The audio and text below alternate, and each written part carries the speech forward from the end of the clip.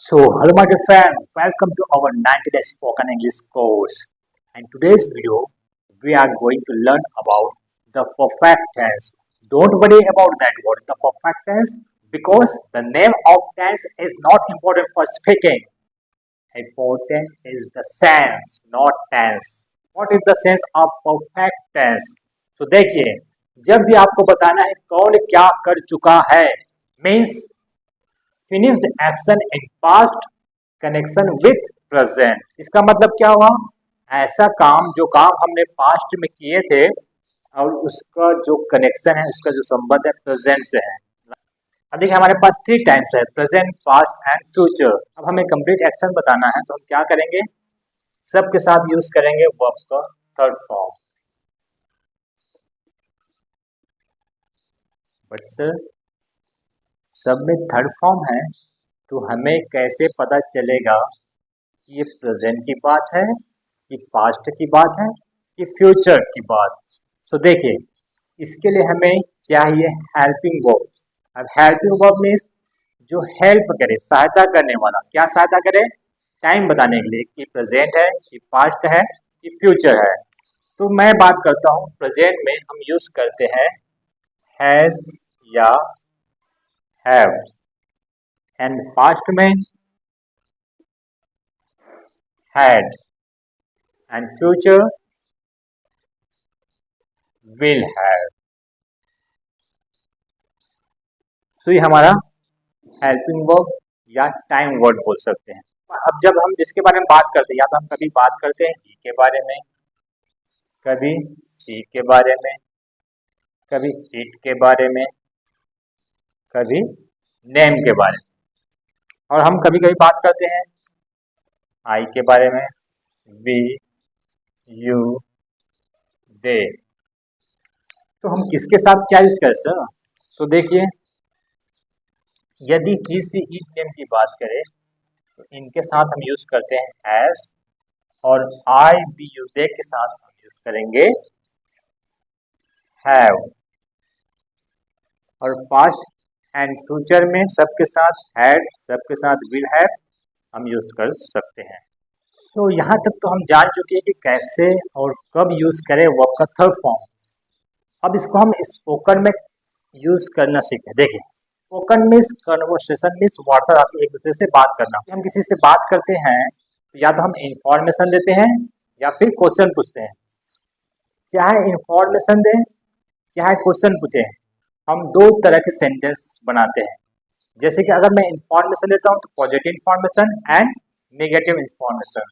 वैसे अगर मैं कुछ क्वेश्चन पूछता हूँ तो confirm something and asking something, कुछ कंफर्म करते हैं और कुछ पूछते हैं। तो सबसे पहले हम देखते हैं कि अगर हम इंफॉर्मेशन देते हैं तो पॉजिटिव इंफॉर्मेशन में हमारा स्ट्रक्चर क्या होगा एंड नेगेटिव इंफॉर्मेशन में हमारा स्ट्रक्चर क्या होगा। देखिए, यदि मैं बात करता हूँ पॉजिटिव इंफॉर्मेशन की तो हमारा सबसे पहले हमारा सब्जेक्ट बेस, हम जिसके बारे में बात करते हैं वो सब्जेक्ट होता है, वो आ जाएगा। यदि प्रेजेंट है तो हैज है, पास्ट है तो हैड आ जाएगा, और फ्यूचर है तो विल हैव। देन हमारा वर्ब का थर्ड फॉर्म, देन ऑब्जेक्ट। वैसे अगर मैं बात करूँ नेगेटिव इंफॉर्मेशन की तो सबसे पहले हमारा सब्जेक्ट मीन्स हम जिसके बारे में बात करें वो आ जाएगा। फिर हमारा प्रेजेंट है तो हैज या हैव, और पास्ट है तो हैड। फिर उसके बाद हम क्या यूज करेंगे? नॉट यूज करेंगे। फिर हमारा वर्ब का थर्ड फॉर्म, देन ऑब्जेक्ट।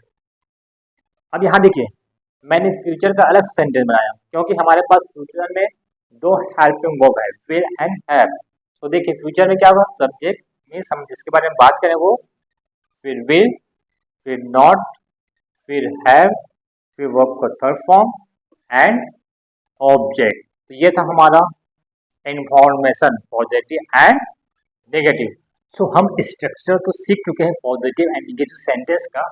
आइए अब इसका कुछ एग्जाम्पल देते हैं। देखिए, हमारा positive example, Rohan has gone to school. Rohan school जा चुका है।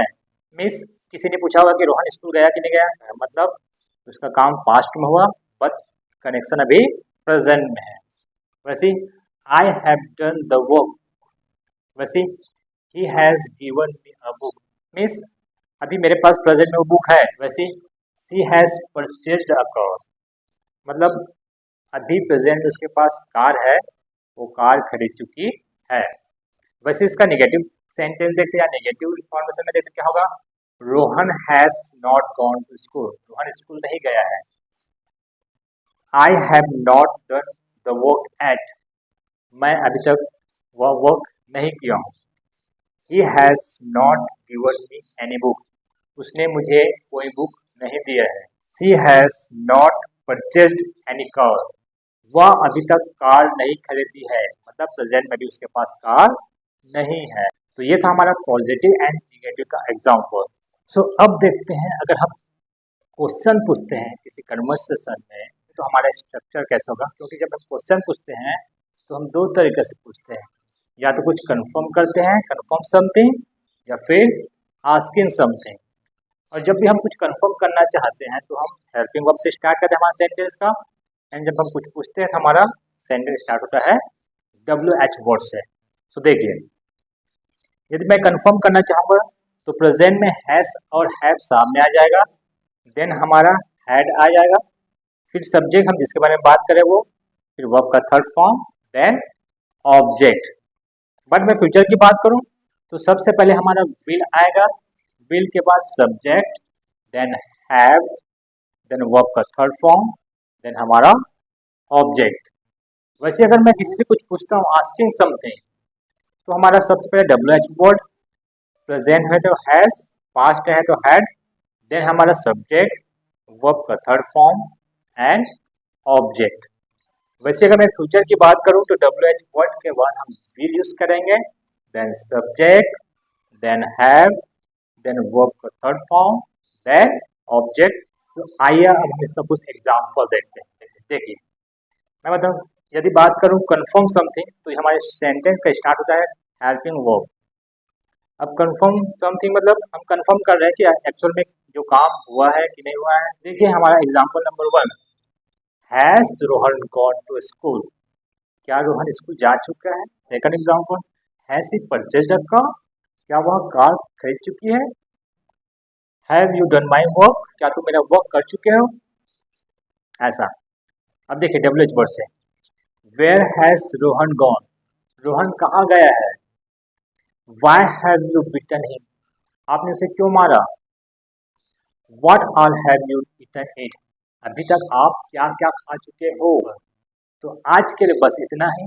यदि आपको हमारा वीडियो अच्छा लगे तो प्लीज़ लाइक कीजिए, सब्सक्राइब कीजिए और शेयर करना ना भूलें।